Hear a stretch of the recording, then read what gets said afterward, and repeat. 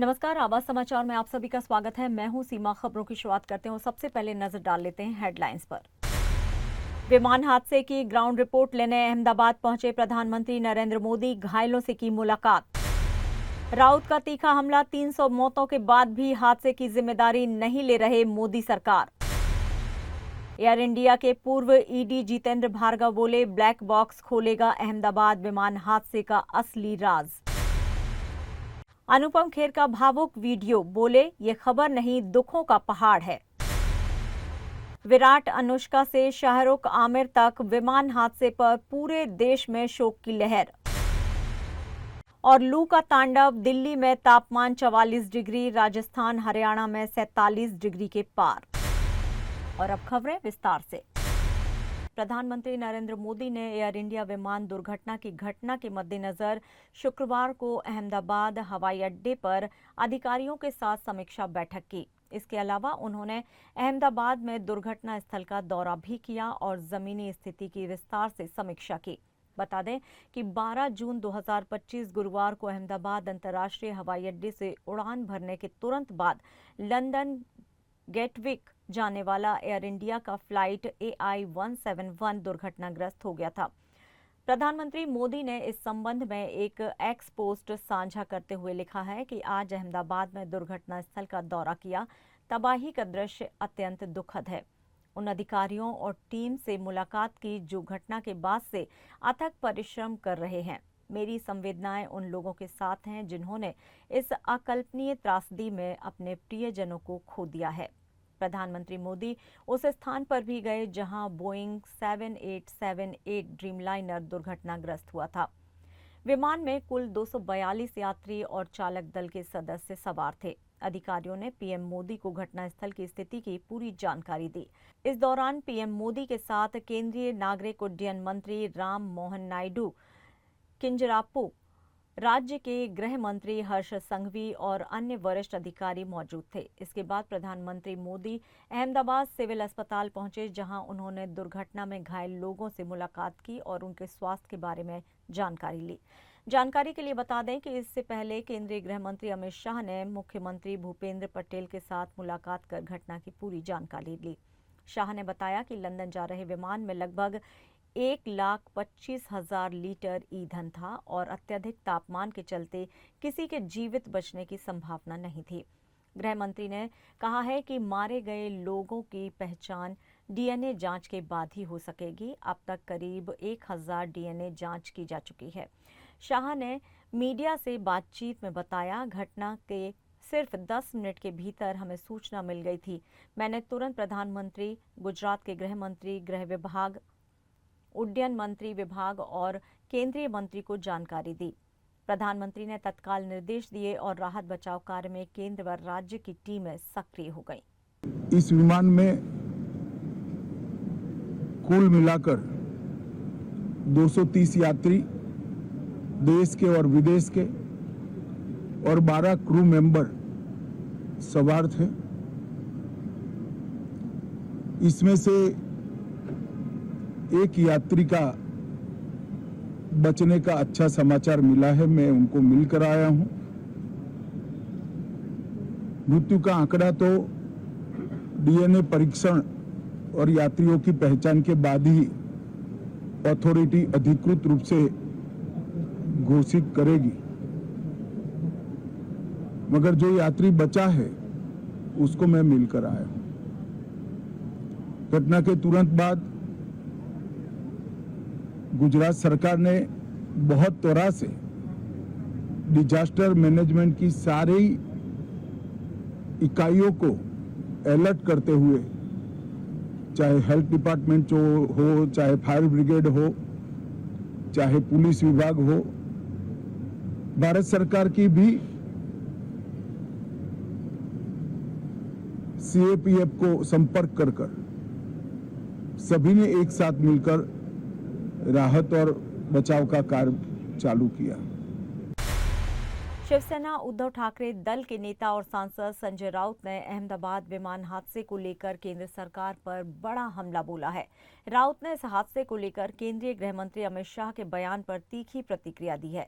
बता दें कि हादसे के बाद अमित शाह अहमदाबाद पहुंचे थे, जहां उन्होंने कहा कि एक्सीडेंट को कोई रोक नहीं सकता।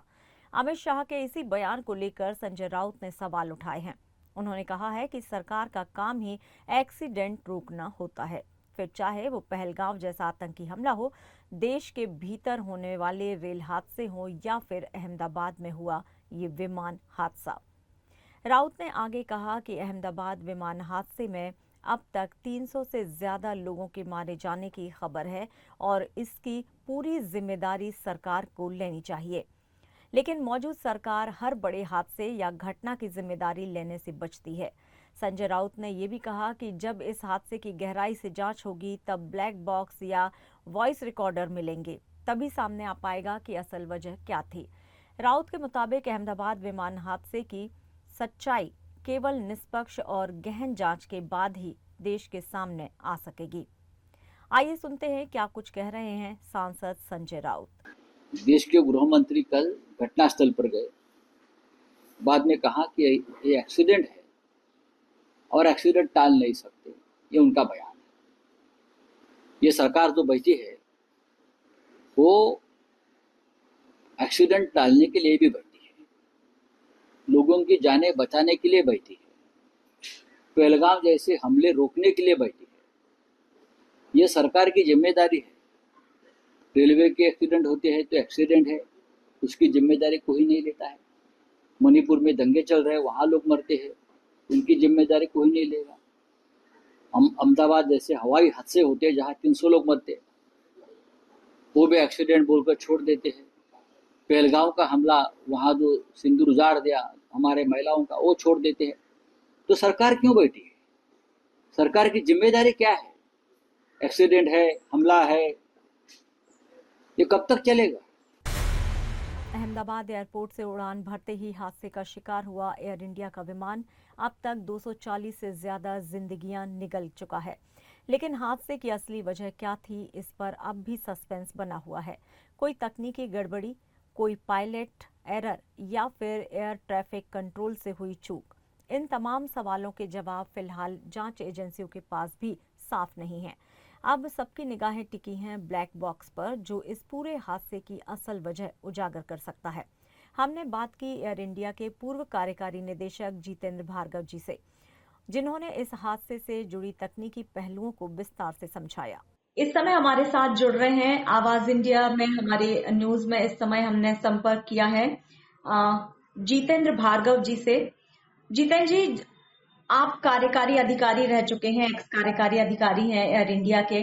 सबसे पहले तो जिस तरह से ये अहमदाबाद का विमान हादसा हुआ है, आपकी पहली प्रतिक्रिया जानना चाहेंगे, क्या कहेंगे आप? देखिए, बहुत ही दुर्भाग्यपूर्ण घटना थी। अभी तक सिंक नहीं किया है कि कल ये जो घटना हुई, 241 पैसेंजर जिसमें क्रू शामिल हैं और 24 लोग ग्राउंड पे डेथ हुई, एक बहुत ही सिविल एविएशन के लिए बहुत ही दुर्भाग्यपूर्ण घटना है। और उसके बाद से जो भी हो रहा है, अब इंतजार ये कर रहे हैं कि पता लगे कि क्या कारण था कि ये दुर्घटना हुई। क्योंकि विमान ड्रीमलाइनर एक अच्छा विमान है, पायलट कमांडर उनके पास 60,000 घंटे से ज्यादा का तजुर्बा था, weather was very good, visibility was very good. तो क्या हुआ इसके अंदर में? तो क्योंकि एविएशन इंडस्ट्री में सिस्टम है स्टैंडिंग ऑपरेटिंग प्रोसीजर की, कैसे इंक्वायरी होती है जी, वो शुरू हुई। क्योंकि ब्लैक बॉक्स को ढूंढ लिया गया है, ब्लैक बॉक्स को कोड करेंगे। ब्लैक बॉक्स एक ऐसा इंस्ट्रूमेंट होता है हवाई जहाज के अंदर में फिक्स किया जाता है कि सब जानकारी रिकॉर्ड करता है। प्लेन क्या हाइट पे है, क्या है, कॉकपिट में क्या बात हो रही है, जैसे कि पता चल सके कि आखिरी क्षणों में पायलट और को पायलट के बीच में क्या बात हो रही थी, इंजन में अगर कोई प्रॉब्लम है तो क्या हो रही थी, उन्होंने क्या क्या किया, ये सब जानकारी मिल जाएगी। और ये डिकोड करने में टाइम लगता है, क्योंकि बोइंग मैन्युफैक्चरर कंपनी जो है, क्योंकि ड्रीमलाइनर हवाई जहाज उनका है, वो होंगी, डीजीसीए होगी, एयर इंडिया के लोग होते हैं। ये सब मौजूदगी में जब होगा तो ये आशा है कि 15 दिन में एक फाइनल कंक्लूजन, प्रिलिमिनरी रिपोर्ट तो पहले आ सकती है, लेकिन जो फाइनल कंक्लूजन होगा 15 दिन के अंदर में पता लगेगा कि एग्जैक्टली क्या हुआ था विमान को जबकि ये दुर्घटनाग्रस्त हुआ। जी जितेंद्र जी, एक बात और जानना चाहेंगे, जब भी कोई फ्लाइट उड़ान भरने वाली होती हो उससे पहले ही उसकी इंटरनल और एक्सटर्नल जांच की जाती है एक्सपर्ट के द्वारा, जो भी इंस्ट्रक्टर होते हैं उनके द्वारा, इंजीनियर्स होते हैं उनके द्वारा। क्या आपको लग रहा है कहीं कोई चूक रह गई है इसमें? नहीं, देखिए, ये एक बहुत क्लियर सिस्टम होता है। कोई भी विमान का जब टेक ऑफ होता है तो इंजीनियर लिख के देता है कि उसने सब चेक कर लिया है, उसके पश्चात ही पायलट करता है। और ये जो मॉडर्न विमान है ना, इसके अंदर इंस्ट्रूमेंट्स भी डिटेक्ट कर लेते हैं अगर कोई शॉर्टकमिंग होती है। जी जब पायलट चालू करते हैं तो पता लगता है कि कोई टेक्निकल प्रॉब्लम आ रही है, इसको हो रहा है। इसीलिए जिस भी एयरपोर्ट के अंदर में कोई विमान चलाया जाता है, उस विमान का जो सर्टिफाइड लाइसेंस इंजीनियर होता है वो मौजूद होता है, केवल जी इसलिए कि टेक ऑफ के पहले वो पूरा का पूरा एग्जामिन कर ले और उसके बाद गो हेड दे। जी सर, एक कोड वर्ड होता है जब पायलट, अगर कहीं उसे कोई समस्या नजर आती है, फ्लाइट जब कर जाती है ऊपर उड़ान भर लेती है, तब एक वर्ड, कोड वर्ड होता है मे डे। ये हाँ, कोड वर्ड क्या दर्शाता है सर, और किस तरह से देखिए, कंट्रोल ये रूम को मैसेज पहुंचाता है? नहीं, ये मे डे एक इंटरनेशनल टर्म होती है जी कि जब आप SOS जिसको बोलते हैं ना, सेव आवर सोल, जी कि आपके पास में जब बहुत ही गंभीर स्थिति होती है तो आप मेरे कॉल कर लेते हैं कि मेरे को आवश्यकता है मदद की। जी तो हर चीज छोड़ के उस विमान की या जिसने भी मेरे कॉल किया होता है उसकी मदद के लिए सब लोग तैयार हो जाते हैं। लेकिन दुर्भाग्यपूर्ण बात यह है कि कल जब पायलट ने मेरे किया तो उनके पास समय ही नहीं था जी कि वो विमान जैसे कि 675 फीट तक ऊपर गया, उसके बाद वो ऊपर नहीं जा सका, जो भी टेक्निकल प्रॉब्लम हो, कोई भी कारण हो, तो उसके बाद प्लेन नीचे आया। और वो अगर नॉर्मली तो पायलट्स को ट्रेनिंग दी जाती है कि जब उनको इमरजेंसी में लैंड करना होता है तो वो एक ऐसी जगह ढूंढते हैं जहाँ पे कि हैबिटेशन ना हो, मकान नहीं बने होते, प्लेन ग्राउंड होता है। जी लेकिन कल जिस प्रकार से ये सब घटा है तो वहां पे तो कोई मौका ही नहीं मिला पायलट को। एयरपोर्ट के तुरंत बाद, रनवे के बाद के अंदर हॉस्टल बने हुए थे, तो प्लेन क्योंकि आउट ऑफ कंट्रोल था, ऊपर नहीं जा रहा था, जी तो वो टकरा गया बिल्डिंग के साथ में। और बिल्डिंग के टूटने की वजह से प्लेन भी टूटा, प्लेन में आग लगी है। और क्योंकि अभी टेक ऑफ ही किया था तो इसमें ना 10 घंटे फ्लाइट का फ्यूल था प्लेन के अंदर में। जी और जब घटना होती है, आग लगती है, तो जरूरी बात है जब फ्यूल बिखरता है तो और भी फ्यूल आग को बढ़ावा देता है। जी बिल्कुल। तो इसीलिए जो पैसेंजर के बचने की गुंजाइश बहुत कम रह गई थी। लेकिन सौभाग्य की बात है कि एक पैसेंजर फिर भी बचा, और शायद ये पैसेंजर बता पाएगा in addition to the black box कि प्लेन में टेक ऑफ के बाद से दुर्घटनाग्रस्त होने के तक क्या क्या हुआ। जी जी, बहुत बहुत धन्यवाद जितेंद्र जी, आवाज इंडिया से बात करने के लिए और जानकारी देने के लिए। धन्यवाद सर। धन्यवाद, थैंक यू। तो ये थे एयर इंडिया के पूर्व कार्यकारी निदेशक जितेंद्र भार्गव, जो साफ तौर पर मानते हैं कि अहमदाबाद में दुर्घटनाग्रस्त हुए विमान का ब्लैक बॉक्स ही खोलेगा इस भीषण हादसे की असली वजह। अब निगाहें हैं उस रिपोर्ट पर जो सच्चाई को उजागर करेगी। अहमदाबाद विमान हादसे ने पूरे देश को झकझोर दिया है और अब इस पर दिग्गज अभिनेता अनुपम खेर का भावुक वीडियो सामने आया है। अनुपम खेर ने सोशल मीडिया पर एक वीडियो साझा कर कहा है कि ये हादसा सिर्फ एक समाचार नहीं बल्कि दुखों का पहाड़ है। उन्होंने कहा कि हर यात्री उस विमान में एक उम्मीद लेकर बैठा था। कोई माँ थी, कोई बेटे से मिलने जा रहा था, कोई छुट्टी से लौट रहा था, लेकिन किसी को नहीं पता था कि ये उनकी आखिरी यात्रा बन जाएगी। अनुपम ने कहा कि इस हादसे में जान गंवाने वालों की आत्मा को शांति मिले और उनके परिवार को साहस।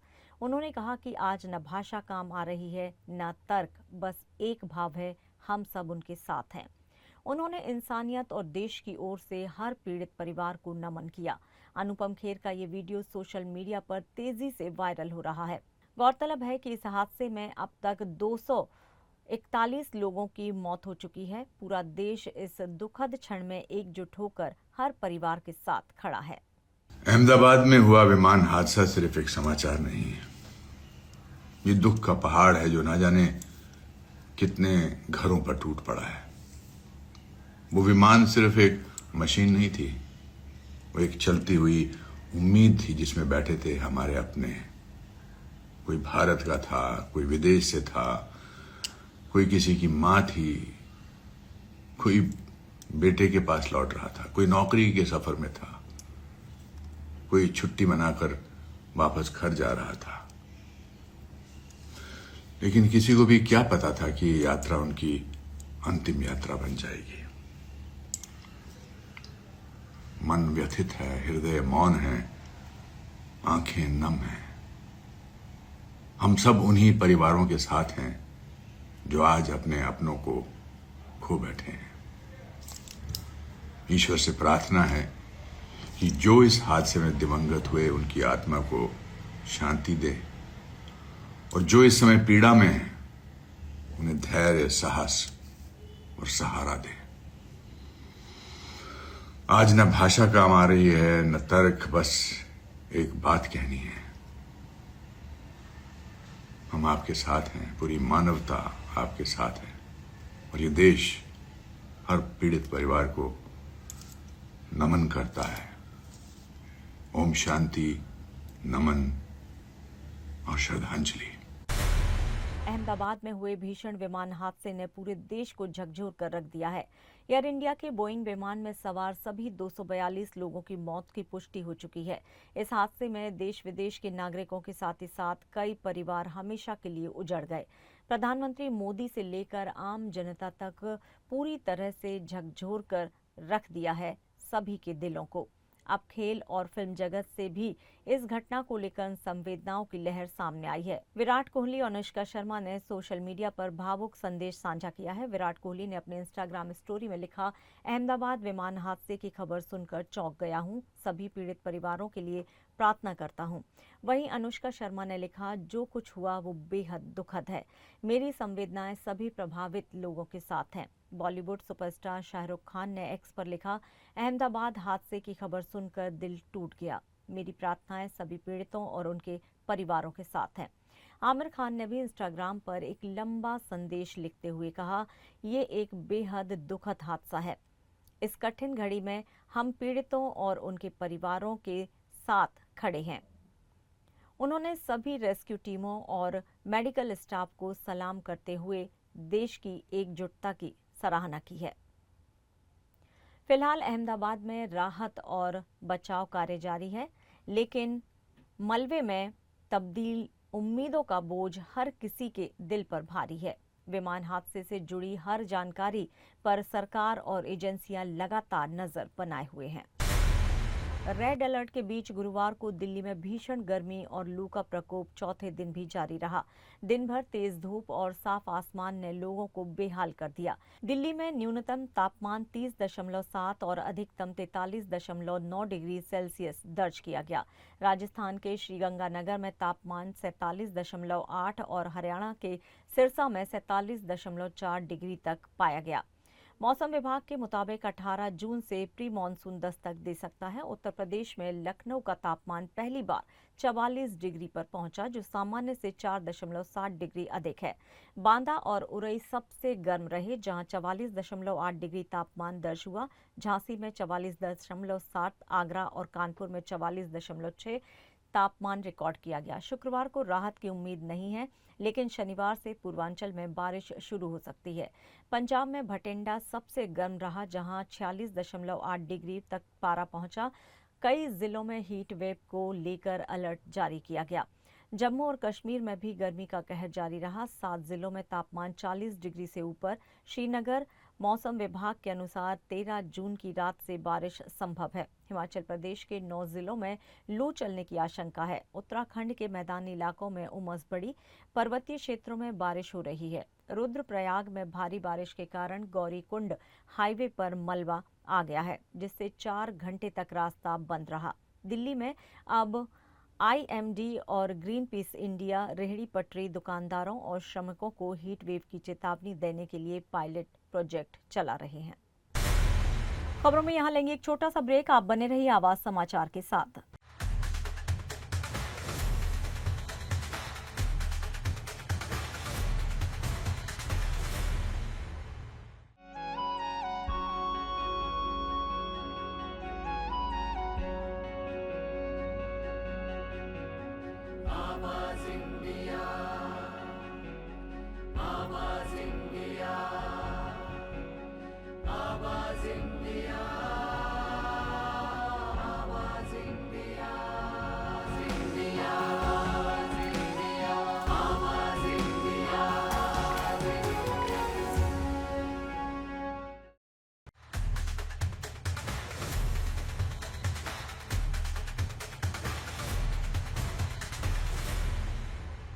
ब्रेक के बाद एक बार फिर से आप सभी का स्वागत है। बढ़ते हैं अपनी अगली खबर की ओर। अहमदाबाद विमान दुर्घटना ने देश को झकझोर दिया है, लेकिन इस हादसे ने एक परिवार की दुनिया ही उजाड़ दी है। को पायलट सुमित सबरवाल की दुखद मौत से उनके 88 वर्षीय पिता पूरी तरह से टूट चुके हैं। सुमित मुंबई के पवई इलाके में अपने पिता के साथ रहते थे। 2.5 साल पहले उनकी मां का निधन हो चुका है। बताया जा रहा है कि महज कुछ दिन पहले ही घर में उन्होंने अपने पिता से कहा था कि अब नौकरी छोड़कर सिर्फ उनकी सेवा करेंगे, लेकिन नियति को कुछ और ही मंजूर था। टेक ऑफ से कुछ ही समय पहले सुमित ने अपने पिता से फोन पर बात की थी और कहा था लंदन में विमान लैंड होते ही दोबारा बात करूंगा, लेकिन वो कॉल आखिरी बन गया। हादसे की खबर मिलते ही उनकी बहन दिल्ली से मुंबई पहुंच गई। अब वही अपने पिता का सहारा है। शिवसेना शिंदे गुट दल के विधायक दिलीप लांडे ने सुमित के घर जाकर परिजनों को सांत्वना दी और हर संभव मदद का आश्वासन दिया है।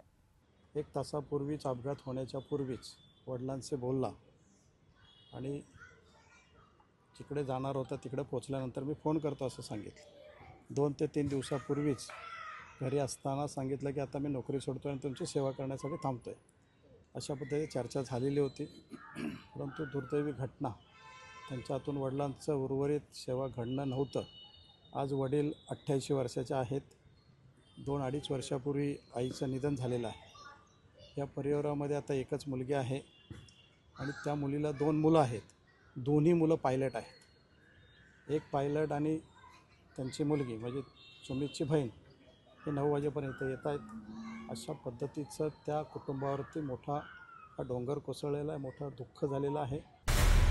अहमदाबाद विमान हादसे में डोंबिवली की 27 वर्षीय रोशनी सोनघरे की मौत ने एक परिवार ही नहीं, एक पूरे इलाके को शोक में डुबो दिया है। महज 10 बाय 10 के एक छोटे से कमरे से बड़ा सपना देखने वाली रोशनी एयर क्रू मेंबर बनकर लंदन की उड़ान भर रही थी, लेकिन ये सफर उनकी जिंदगी का आखिरी सफर बन गया। डोंबिवली पूर्व के राजाजी पथ इलाके में रहने वाली रोशनी एयर इंडिया के उस विमान में फ्लाइट क्रू के तौर पर तैनात थी जो अहमदाबाद में हादसे का शिकार हो गया। रोशनी अपने माता पिता और भाई के साथ नव उमिया कृपा सोसाइटी में रहती थी। उनके पिता राजेंद्र सोनघरे एक टेक्नीशियन हैं। मां राजश्री और भाई विघ्नेश परिवार के साथ रहते हैं। विघ्नेश एक निजी शिपिंग कंपनी में काम करते हैं। रोशनी की पढ़ाई लिखाई मुंबई में हुई और एयर होस्टेस बनने का सपना उन्होंने बचपन से ही देख रखा था। बड़ी मुश्किलों से माता पिता ने पढ़ाया। शुरुआत में स्पाइस जेट में काम किया, फिर एयर इंडिया में सिलेक्शन हुआ।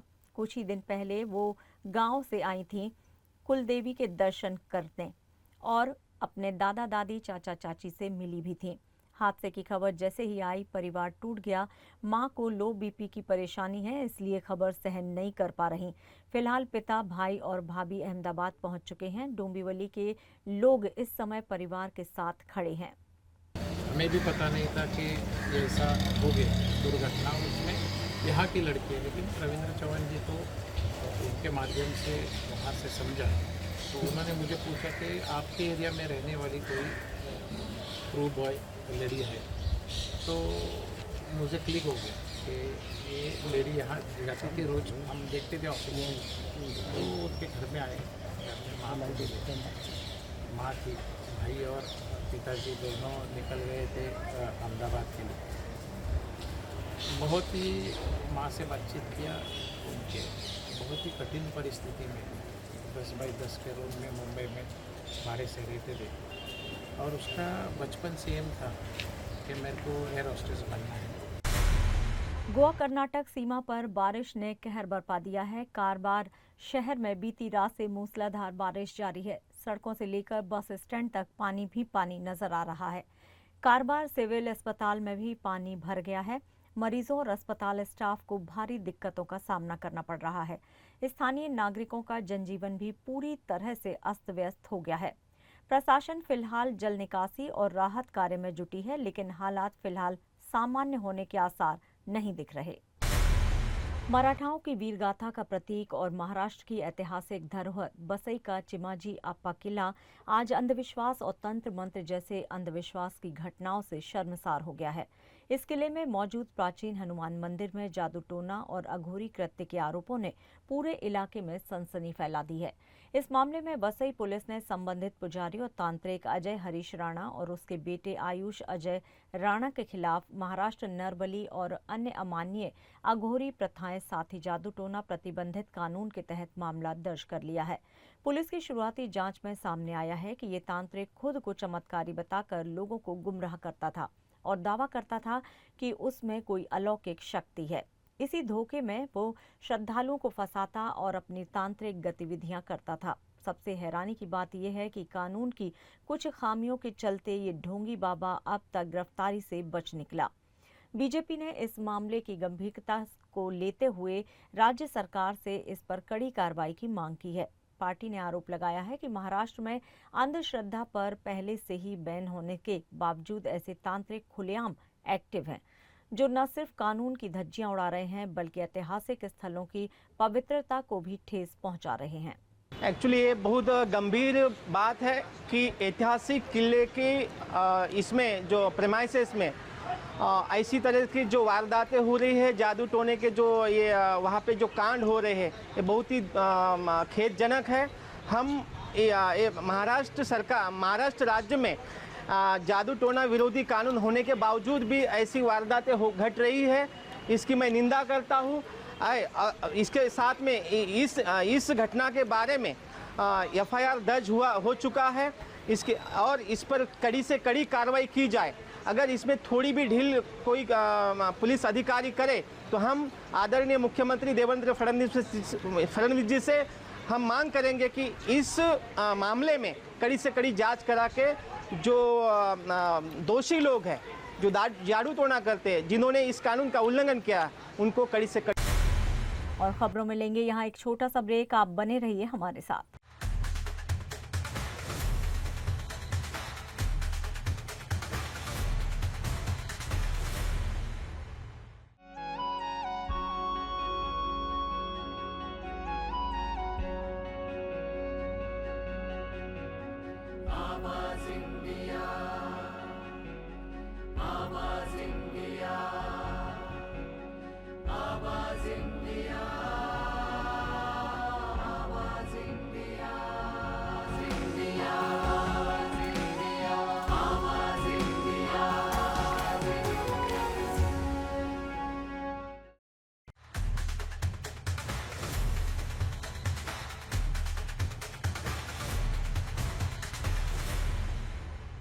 ब्रेक के बाद एक बार फिर से आप सभी का स्वागत है। बढ़ते हैं अपनी अगली खबर की ओर। बॉलीवुड अभिनेत्री करिश्मा कपूर के पूर्व पति संजय कपूर का हार्ट अटैक से निधन हो गया है। ये घटना इंग्लैंड में उस वक्त हुई जब वो पोलो खेल रहे थे। मैच के दौरान अचानक उन्हें दिल का दौरा पड़ा और तत्काल अस्पताल ले जाया गया। अस्पताल पहुंचने पर डॉक्टरों ने उन्हें मृत घोषित कर दिया। संजय कपूर की मौत की जानकारी अभिनेता सोहेल सेठ ने सोशल मीडिया पर दी। उन्होंने अपने सोशल मीडिया प्लेटफॉर्म पर लिखा कि गुरुवार सुबह संजय कपूर का इंग्लैंड में निधन हुआ। संजय कपूर एक उद्योगपति थे और 6 इंडिया के CEO के रूप में कार्यरत थे। उनकी पहली शादी करिश्मा कपूर से हुई थी, जिनसे उन्हें 2 बच्चे हैं, समायरा और कियान। वर्तमान में वो प्रिया सचदेव के साथ विवाहित थे। परिवार और सहयोगियों में उनके निधन से शोक की लहर है। बॉक्स ऑफिस पर अक्षय कुमार ने खुद ही अपना रिकॉर्ड तोड़ दिया है। उनकी फिल्म हाउसफुल 5 साल 2025 की तीसरी सबसे बड़ी हिट फिल्म बन चुकी है। 6 मई को रिलीज हुई इस फिल्म को मिक्स्ड रिव्यू मिले हैं, लेकिन कलेक्शन ने सबको चौंका दिया है। सिर्फ 7 दिन में फिल्म ने भारत में 127.29 करोड़ की कमाई कर डाली है। वहीं वर्ल्ड वाइड कलेक्शन ने 200 करोड़ का आंकड़ा पार कर लिया है। ये कलेक्शन अक्षय की ही पिछली फिल्म स्काई फोर्स से ज्यादा है। पहले दिन फिल्म ने 24 करोड़ से शुरुआत की, तीसरे दिन 32.5 करोड़ और 7वें दिन 7.4 करोड़ की कमाई। इस हफ्ते के वीकेंड में फिल्म के और उछाल की उम्मीद है। इस मल्टी स्टारर फिल्म में 19 बड़े सितारे नजर आ रहे हैं। अक्षय कुमार के साथ रितेश देशमुख, संजय दत्त, अभिषेक बच्चन, नाना पाटेकर और जैकी श्रॉफ जैसे कलाकार शामिल हैं। फिल्म का बजट करीब 240 करोड़ बताया गया है और हाउसफुल फ्रेंचाइजी की ये 5वीं फिल्म भी सुपरहिट की कतार में खड़ी है। और फिलहाल आवाज समाचार में इतना ही। आप देखते रहिए आवाज इंडिया। नमस्कार।